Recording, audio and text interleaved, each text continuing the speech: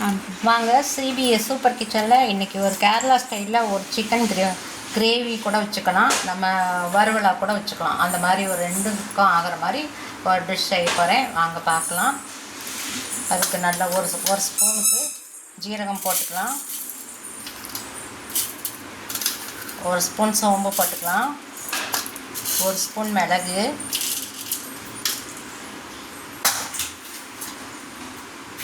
மூணு ஸ்பூன் கொத்தமல்லி விதை போட்டுக்கலாம்,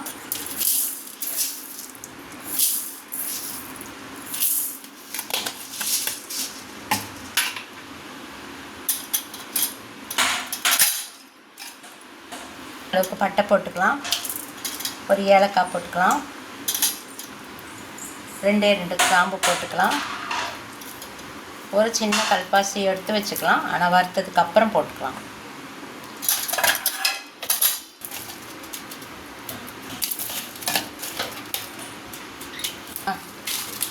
6 காஞ்ச மிளகாய் போட்டுக்கலாம். இதெல்லாம் எண்ணெய் விடாமல் நல்லா வறுத்து எடுத்துக்கிடலாம். நம்ம நல்லா சுத்தம் பண்ணி எடுத்து வச்சுருக்கேன் பாருங்கள். எடுக்கலாம்.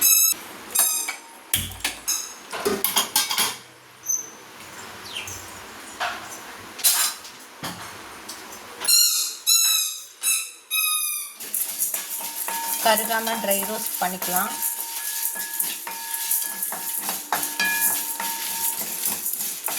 இது கேரளாவோட மலபார் ஸ்டைல் சிக்கன். சரியா, நீங்கள் ஒரு முறை செஞ்சு பாருங்கள், ரொம்ப டேஸ்ட்டு ரொம்ப நல்லாயிருக்கும். செஞ்சு பாருங்கள். நல்ல வாசனை வந்ததும் நம்ம இறக்கி இதை நல்லா பவுட்ரு பண்ணிடலாம்.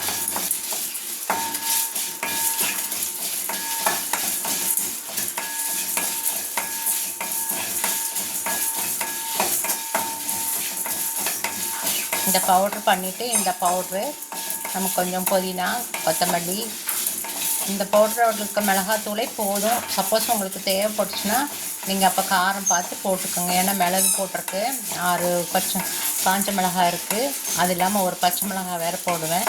அதனால் காரம் பார்த்துட்டு நீங்கள் உங்களுக்கு எது தேவையோ அப்படி பார்த்துக்கோங்க. நல்லா வறுத்துருச்சு, வாசனை வர ஆரம்பிச்சிச்சு. கருகிடாமல் எடுத்துக்கணும். பவுடர் பண்ணிக்கிட்டு நம்ம அடுத்து என்ன செய்யலாம்னு சொல்கிறோம். நல்லா ஆறலை, நல்லா நம்ம இப்போ இந்த மசாலாலாம் நம்ம சேர்த்துட்டோம். ஒரு மிக்சர் ஜாரில் சேர்த்துட்டோம், பவுடரை அடிச்சுக்கலாம்.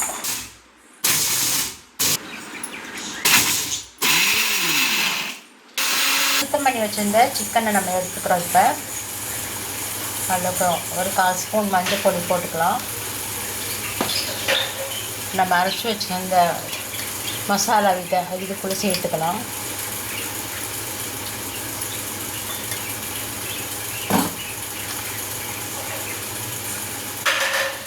ஒரு 3 ஸ்பூன் தயிர் ஊற்றிக்கலாம்.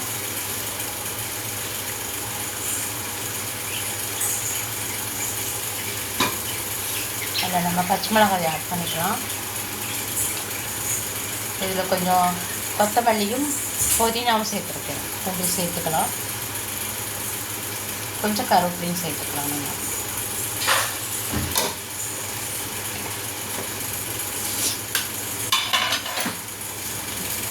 இஞ்சி பூண்டு பேஸ்ட் சேர்த்துக்கலாம்.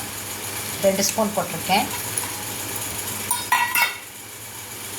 இப்போ நம்ம சிக்கனுக்கு தேவையான உப்பு போட்டுக்கலாம். சிக்கனுக்கும் மசாலுக்கும் தேவையான உப்பு போட்டுக்கலாம். அப்புறம் பின்னாடி பார்த்துக்கலாம்.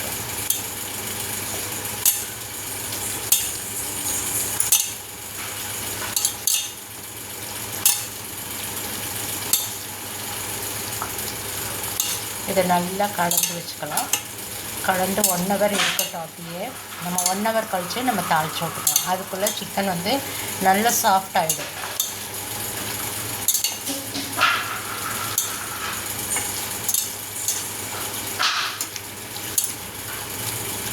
இந்த சிக்கன் ஃப்ரை, ரசம் சாதம், தயிர் சாதம், வெரைட்டி ரைஸு, சாம்பார் சாதம், இதுங்களோடலாம் ரொம்ப நல்லா மேட்ச் ஆகும். நம்ம இது கிரேவி பக்குவத்துலேயே எடுத்துக்கலாம். கிரேவி பக்கத்தில் எடுத்துக்கணுன்னா நீங்கள் கொஞ்சம் தண்ணி அதிகமாக சேர்த்துக்கோங்க. ஃப்ரை மாதிரி இருந்துச்சுன்னா நீங்கள் தண்ணி வந்து கம்மி பண்ணிக்கலாம். ஆனால் நான் வந்து ஃப்ரை தான் பண்ண போகிறேன்.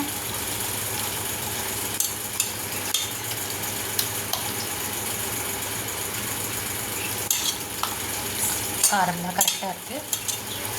அப்புறம் தேவைப்பட்டால் போட்டுக்கலாம். இந்த சிக்கன் அப்படியே இருக்கட்டும். ஊறினதுக்கப்புறம் பார்க்கலாம். இப்போ ஒரு பேன் வச்சு எண்ணெய் ஊற்றிருக்கோம். தேங்காய் எண்ணெய் எடுத்துகிட்டு வரணும். எண்ணெய் வச்சு இது கேரளா ஸ்டைல் சிக்கனுங்கிறதுனால நம்ம தேங்காய் எண்ணெய் ஊற்றிக்கிறோம். ஏன்னா அவங்க ஆல்ரெடி எல்லா டிஷ்ஷுமே தேங்காய் எண்ணெயில் தான் செய்வாங்க. நம்மளும் அதே மாதிரி தேங்காய் எண்ணெயிலே செய்கிறோம். கொஞ்சமாக சோம்பு போட்டுக்கலாம். சோம்பு பொரியட்டும்.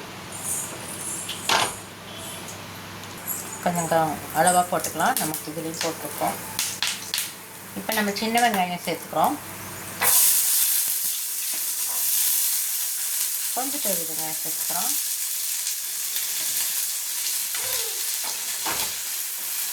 இதை நல்லா வதக்கிக்கலாம். நல்லா ப்ரௌன் கலரில் வரணும். நம்ம இதுக்கு தேவையான உப்பு மட்டும் சேர்க்கணும். நம்ம சிக்கனுக்கெல்லாம் உப்பு சேர்த்துருக்கோம்.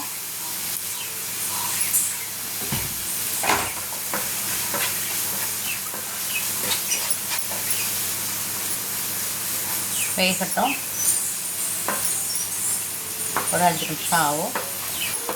பாருங்கள், இந்த அளவுக்கு செவந்திருக்கு போதும். நம்ம சிக்கன் வறுக்க தானே போகிறோம். அப்போ அப்படியே அதுலேயே வறுவல் ஆகிடும்.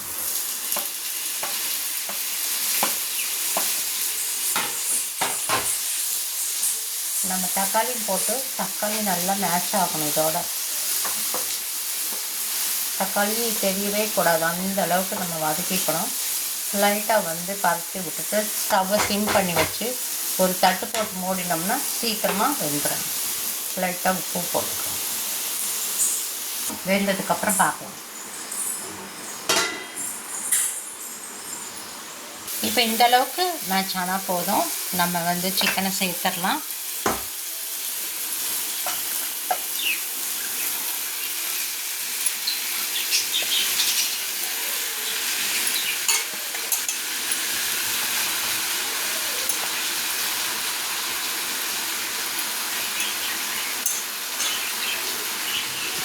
இதை அப்படியே நல்லா பரட்டி விடலாம்.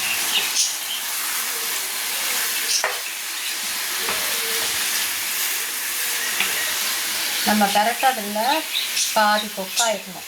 அதுக்கப்புறம் தான் நம்ம தண்ணி ஆட் பண்ணணும். தண்ணியும் அளவாக ஆட் பண்ணணும். உங்களுக்கு கிரேவியாக வேணும்னா தண்ணி கூட கொஞ்சம் ஆட் பண்ணுங்கள். இந்த ஸ்டேஜில் நம்ம உப்பு காரம்லாம் பார்த்துக்கலாம். தேவைப்பட்டால் போட்டுக்கலாம். காரம் சரியாக இருக்குது. உப்பு பார்த்துக்கலாம்.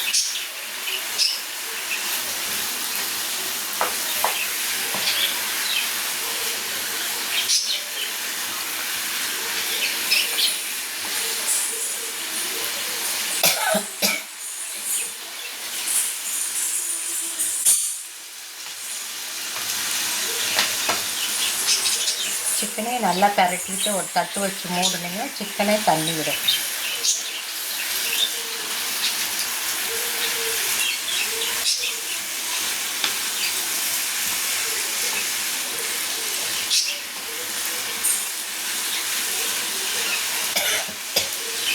நம்ம குறைஞ்சது ஒரு 10 நிமிஷமானு வதக்கணும்.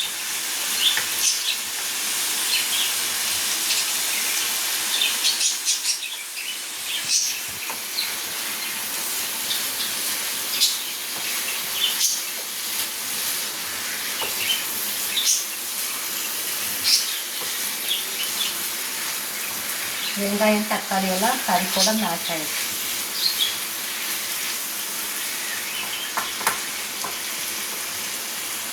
பாருங்கள், சிக்கன் தண்ணி விட ஆரம்பிச்சிச்சு.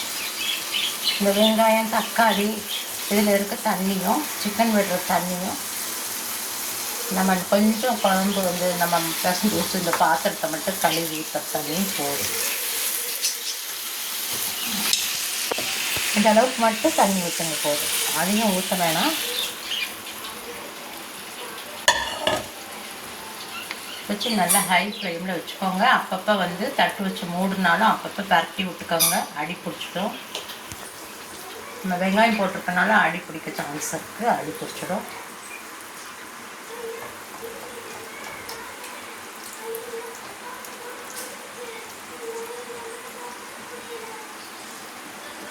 லைட்டாக தேவைப்படுது உப்பு.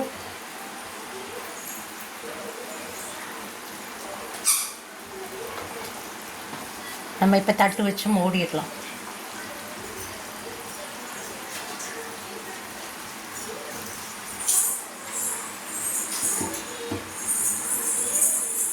மூடி நான் ஸ்டவ்வை சிம் பண்ணிட்டேன். அதில் இருக்கட்டும், நம்ம 10 நிமிஷம் கழித்து பார்க்கலாம். பாருங்கள், சிக்கன் நல்லா தண்ணி விட்டு நல்லா வெந்துட்டு இருக்குது. போதும், இனி தட்டு போட்டு மூட வேண்டாம். அப்படியே நம்ம விட்டுடலாம். விட்டுட்டு அப்படியே அப்சர்வ் பண்ணிடும் தண்ணியை.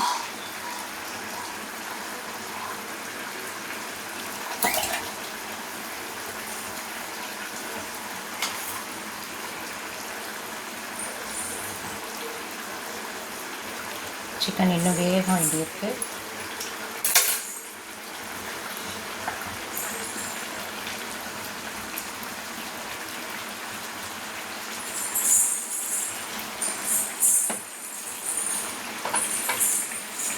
அப்படியே சிக்கன் வேகட்டும்.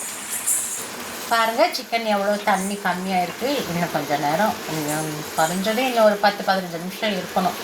இருந்தால் தான் ட்ரை ஆகும்.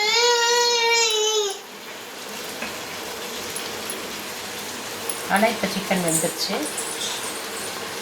அமுகு இந்த தண்ணி ஃபுல்லாக நல்லா சுத்தமாக ட்ரை ஆகணும். அது வரைக்கும் சிக்கன் அப்படியே இருக்கட்டும். பாருங்கள், தண்ணி சுண்ட ஆரம்பிச்சிருச்சு. இனி நம்ம சிம்மில் போட்டுடலாம். இனி சிம்மில் போட்டால் கரெக்டாக இருக்கும். சிம்மில் போட்டு ஒரு 10 நிமிஷம்.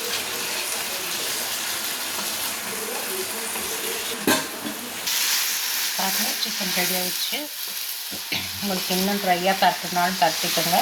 ஆனால் எனக்கு இந்த அளவுக்கு போதும்.